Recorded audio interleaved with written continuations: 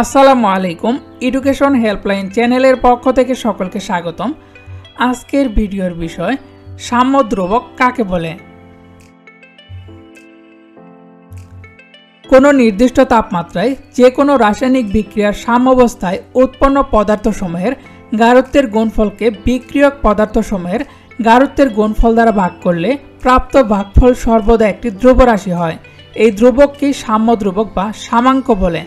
আমি আবারও বলছি, কোনো নির্দিষ্ট তাপমাত্রায় যে কোনো রাসায়নিক বিক্রিয়ার সাম্যাবস্থায় উৎপন্ন পদার্থসমূহের গাঢ়ত্বের গুণফলকে বিক্রিয়ক পদার্থসমূহের গাঢ়ত্বের গুণফল দ্বারা ভাগ করলে প্রাপ্ত ভাগফল সর্বদা একটি ধ্রুবরাশি হয়।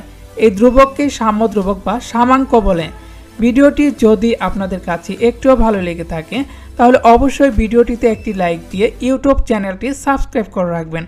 তাহলে আমরা শিক্ষা সংক্রান্ত যে কোনো ধরনের ভিডিও আপলোড দিলে সাথে সাথেই নোটিফিকেশন পেয়ে যাবেন।